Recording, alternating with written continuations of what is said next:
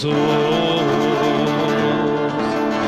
Quem em mim permanece há de dar muito fruto. Aleluia, aleluia, aleluia,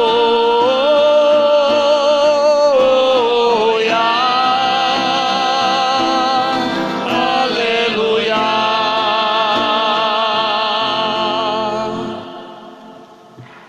O Senhor esteja convosco.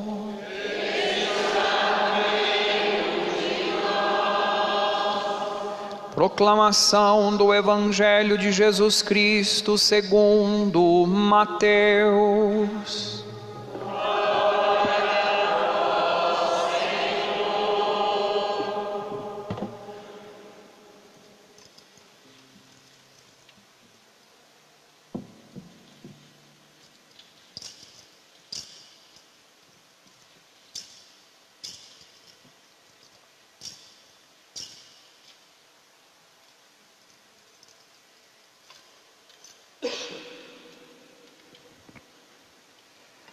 Naquele tempo disse Jesus a seus discípulos: cuidado com os falsos profetas.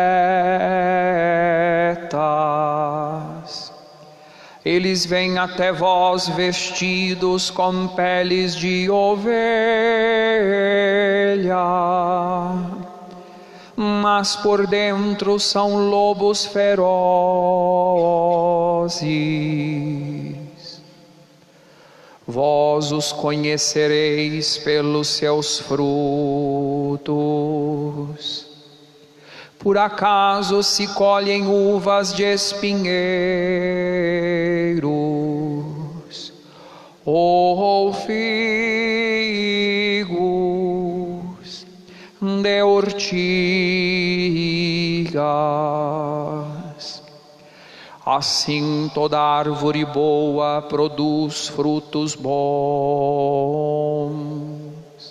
e toda árvore má produz frutos maus.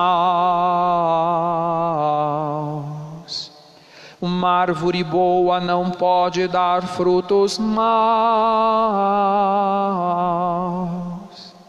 nem uma árvore má pode produzir frutos bons.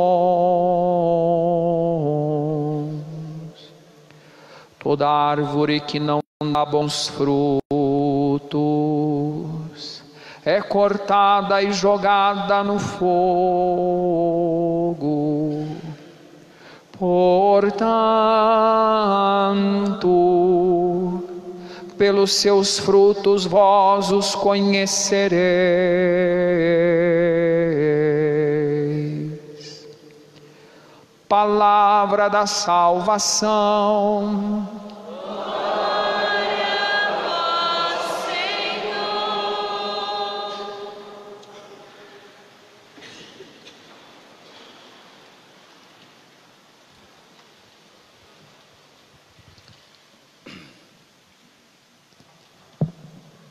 Queridos padres Fernando e André, com grande alegria mais uma vez eu venho a esta paróquia com a árdua missão de falar de alguém que eu deveria conhecer muito, mas não conheço.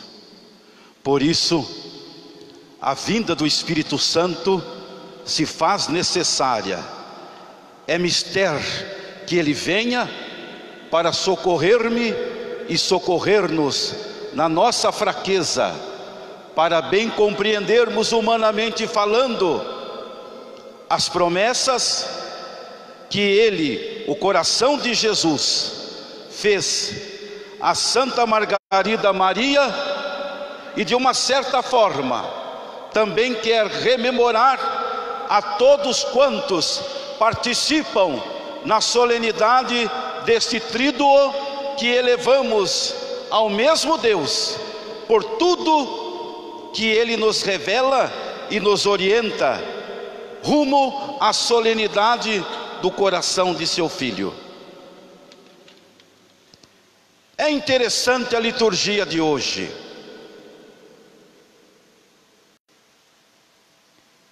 Que nós façamos promessas, que nós coloquemos em nós mesmos satisfações, propósitos, e que nós mesmos as esqueçamos, é próprio do ser humano, é próprio da nossa debilidade humana. Diante das dificuldades, fazermos as promessas, e depois que as tormentas passam, nós as esqueçamos, porque a nossa medida é a medida da razão, é a medida humana, mas não é a medida do Espírito, a qual, como cristãos, somos a cada dia e a cada instante movidos pelo mesmo amor transbordante do coração de Jesus. A primeira leitura de hoje, se nós formos falar em promessas, esta promessa contida a Abraão, foi o próprio Deus quem fez a ele. Portanto, se nós fazemos e nos esquecemos que nós façamos promessas por vários e diante de vários motivos e situações, repito, e as esqueçamos, isso é mundano, isso é o homem.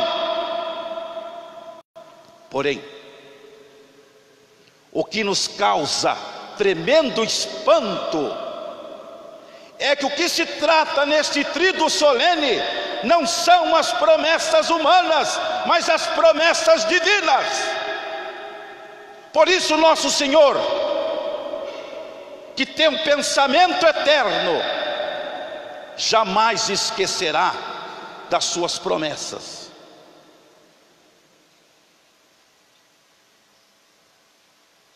São duas memórias, são duas posturas. A primeira é graça, graça escondida. A primeira se chama justiça, e justiça eterna, porém imperfeita.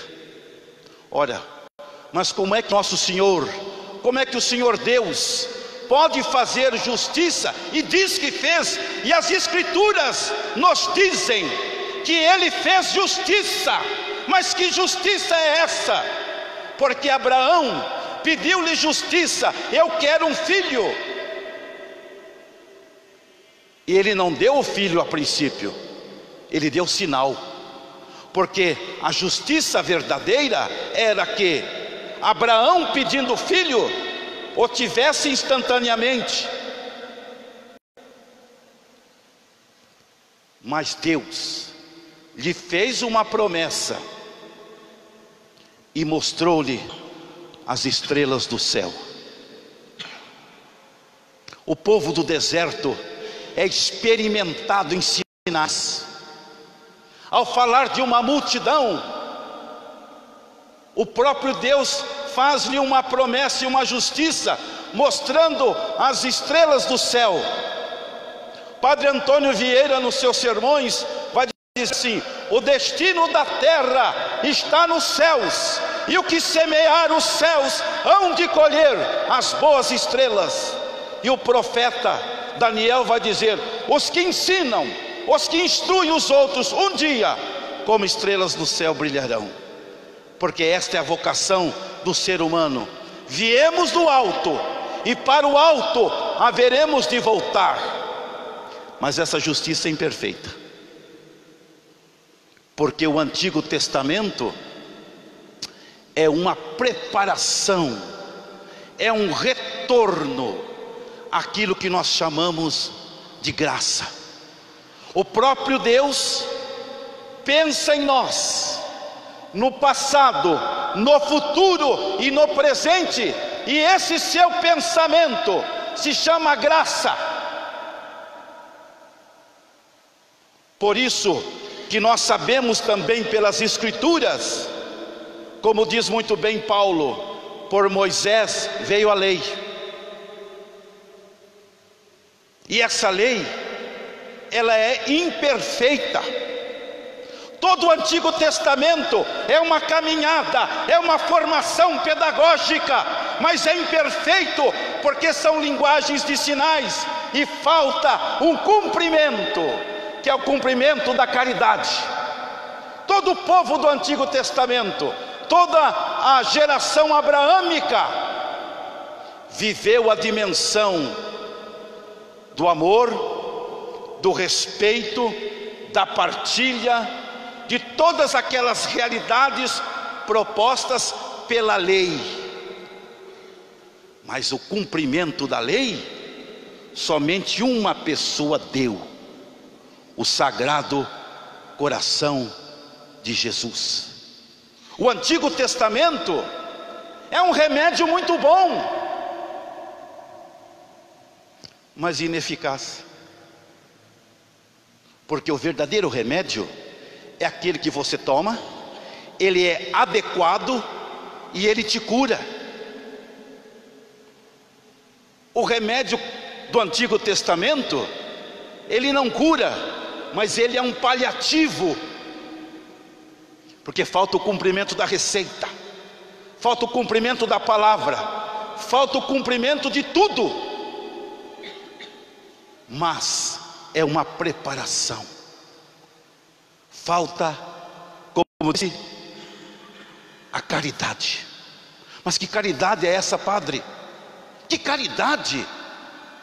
A caridade de cada filho de Abraão, que somos nós, de uma descendência posterior, experimentar em si, na sua vida, que aquelas palavras do Antigo Testamento agora não precisam mais de sinais, porque na pessoa do coração de Jesus, todas aquelas palavras, pelo derramamento do Espírito Santo, tornaram-se reais. Aquelas promessas todas se realizaram e concretizaram-se no coração de Jesus. É a festa da graça, é a festa do retorno, é a volta para o paraíso. Antes da volta, apenas um jardim comum. Agora, na volta da graça, aquele jardim se torna paraíso.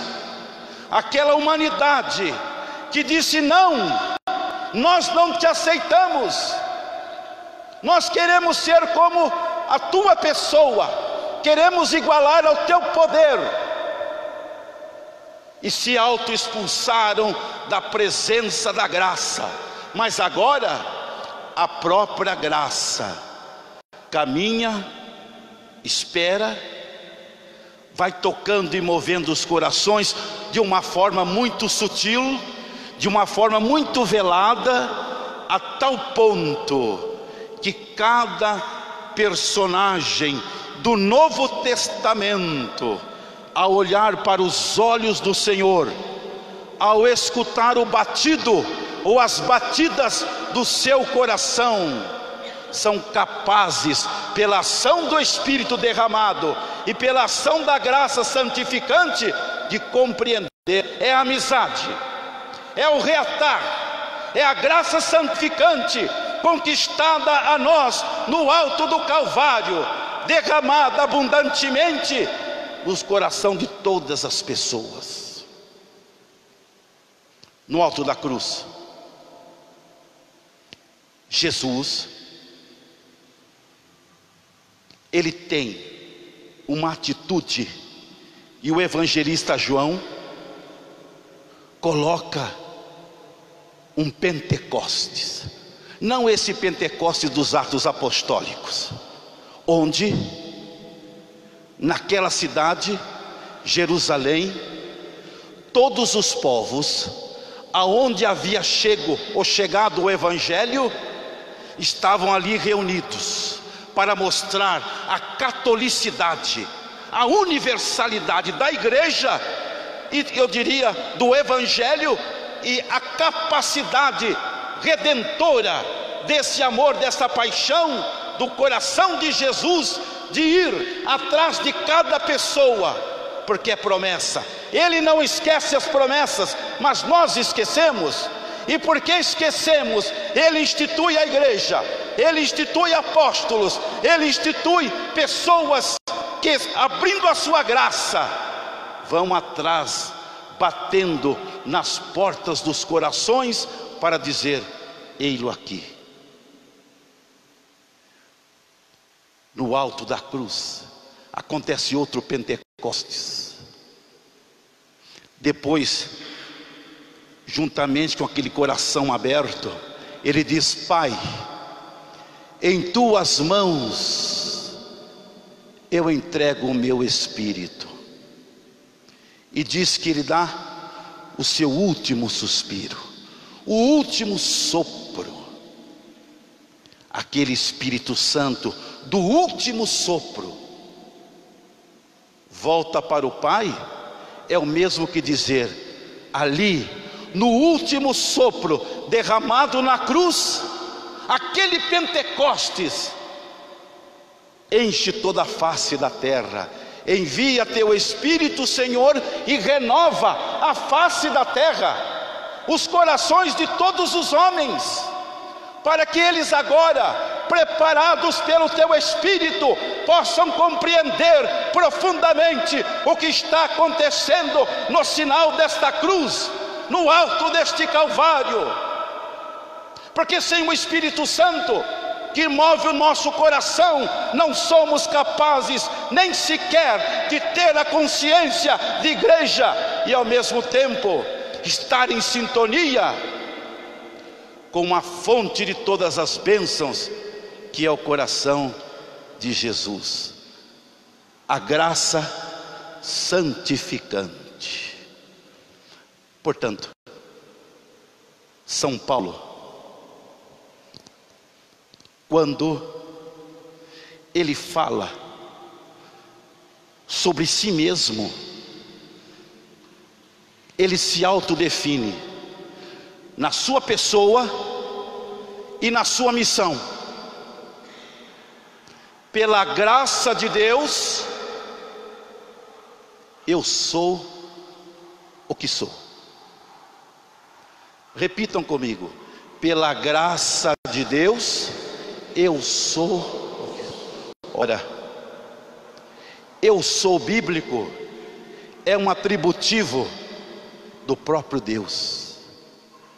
Dá-se a impressão que Paulo quer dizer: pela graça de Deus, eu e ele somos uma realidade participativa. Então o que é a graça santificante? É a participação de cada cristão, de cada batizado, na pessoa do próprio Deus. Cristianos alter Christus est, diziam. O cristão é outro Cristo. Evidentemente aqui, não só nas atitudes, mas essas atitudes, o meu eu é tomado pela ação do Espírito Santo. Veja bem, não é apenas o querer de Deus, mas o meu querer também. E explico melhor: porque a ação da graça de Deus é um presente, é um dom, mas Deus se esbarra numa coisa: no livre arbítrio. Porque se Ele não respeitar o livre arbítrio com que Ele nos cumulou na ordem da criação, Ele se contradiz. E se Ele fizer essa contradição, Ele se nega.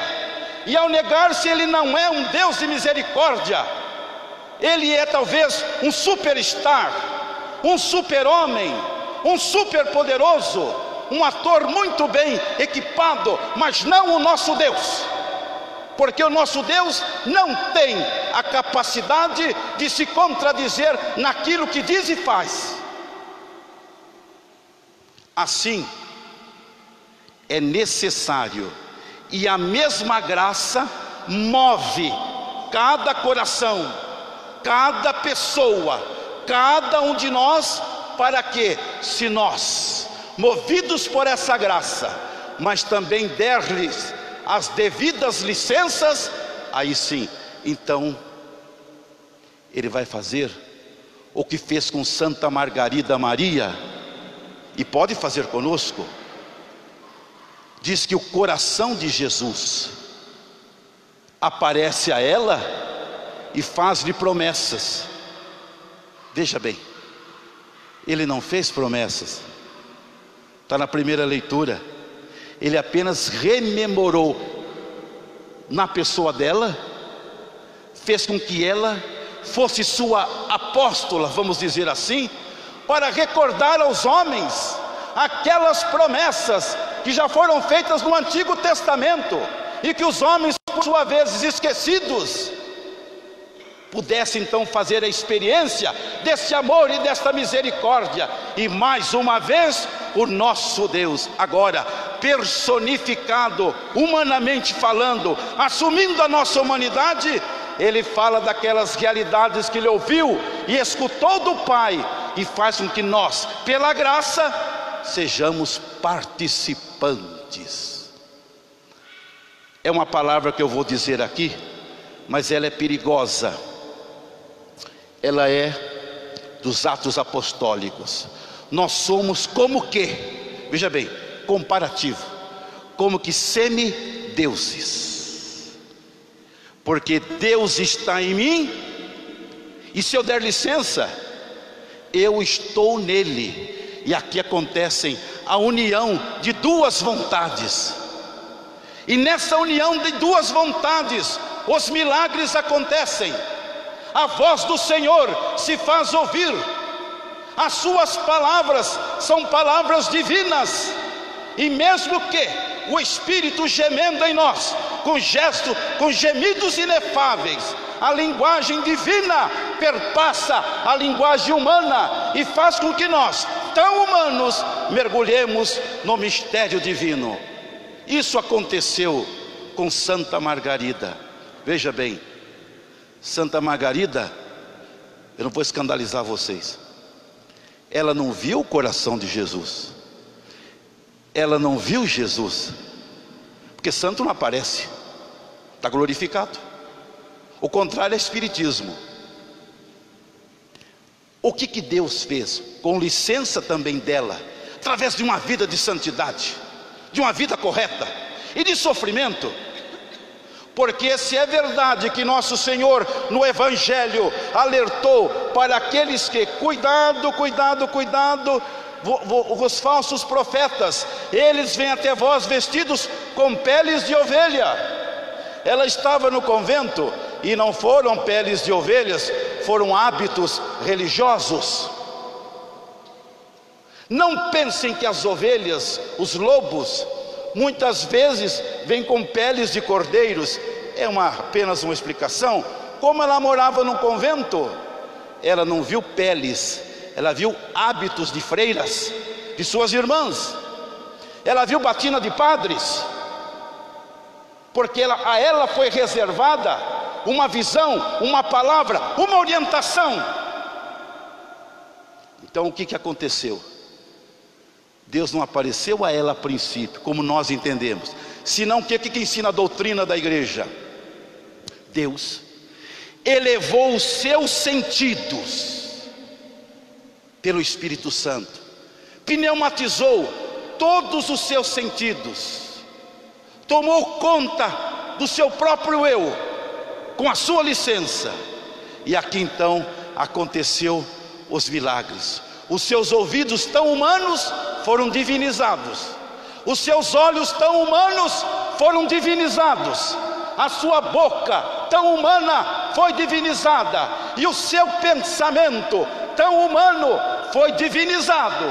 por isso ela participou, ainda que humana, porque ela morreu por pouco tempo, do mistério e da configuração divina.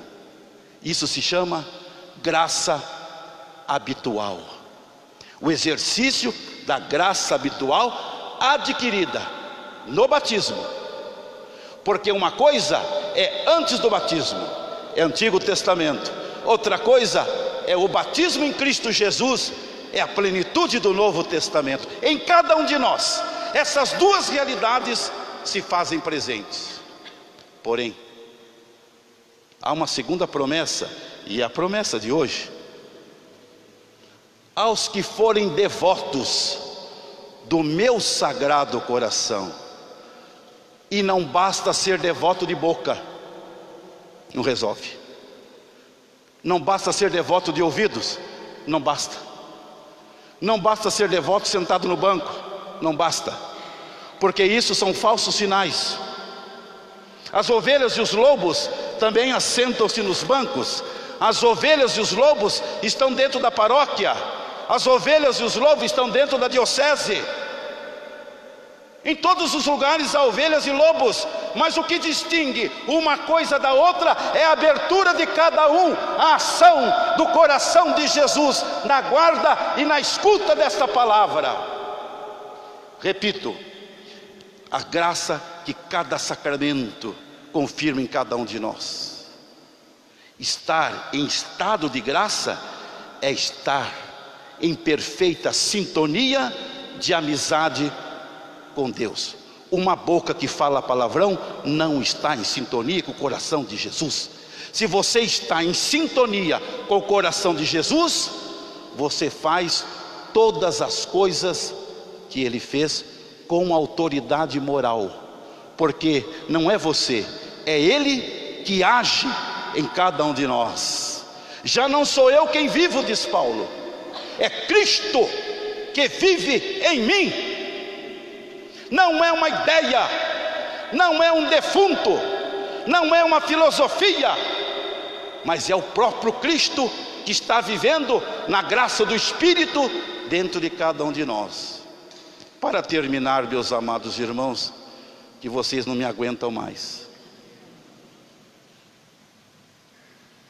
a segunda promessa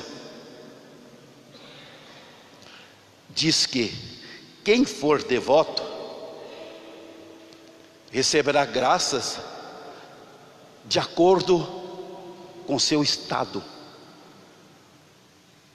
Veja, eu não falei estado de graça, não falei a graça santificante ou habitual, falou-se de graça de estado. Mas o que é isso, padre? A graça santificante é um grande funil por onde passam muitas graças. Há remédios que você toma pela boca, mas é para o coração. Outros você toma pela boca, mas é para o pulmão. Outros remédios para o estômago. Assim é o funil da graça santificante. A mesma graça que é difusa, ela vai entrando por este funil do batismo, do sacramento, e nos socorre na nossa fraqueza, de acordo com a necessidade dele, não nossa. Por exemplo, a graça de estado é aquela graça advinda da graça superior para uma missão. Claro que todas as graças e carismas é para o reino. Se você, por exemplo, é professora, não basta ser devota do coração de Jesus, porque se você é de fato professora e devota do coração de Jesus, você tem uma graça de estado para ensinar como professora as mesmas palavras do coração de Jesus à sua classe. Por quê? Vocês acham que em Pentecostes todos os apóstolos ali reunidos, todos tinham a mesma inteligência? Uma professora que está numa sala de aula com 20 ou 30 ou até 40 alunos, uma professora não pode nunca supor que todos estejam entendendo imediatamente a sua matéria. Não. de acordo com a inteligência de cada um, é a medida do Espírito para cada um. Agora, como administrar essa diferença? Aqui entra a graça do Estado. Uma professora que é aberta à graça do Estado, dado pelo coração de Jesus, sendo devota dele, ela terá aquela sabedoria, aquela graça para administrar tantas línguas diferentes, tantas nações diferentes numa mesma sala de aula. Assim é o médico, assim deve ser o padre, assim deve ser a dona de casa. Você não é devota do coração de Jesus na igreja, mas como devota e como mãe, você tem uma graça de Estado para administrar a sua casa, a educação dos seus filhos, e assim cada pessoa, cada profissão. Quem é devoto do coração de Jesus, eu darei a graça de Estado necessária para bem exercer a sua missão. Portanto, meus amados irmãos e minhas irmãs, que nós possamos, neste dia em que precede a solenidade do coração de Jesus, que nós possamos render graças por aquilo que éramos, por aquilo que somos e por aquilo que seremos, graças às muitas promessas que Ele fez, e que peçamos neste tríduo a maior de todas as graças, que nós jamais nos esqueçamos dessas benemerências, dessas graças e dessas promessas, porque Ele as fez, Ele nunca as esquecerá, mas que Ele nos conceda a graça também de jamais nos esquecermos de todo este tesouro. E como diz as Escrituras, aonde está o teu tesouro, está o teu coração. E o meu tesouro é o coração de Jesus. Se Ele é o meu tesouro, com certeza todas as graças do reino ali se realizam. Que Deus nos ajude para que essas graças e esses milagres todos aconteçam na nossa vida. Amém.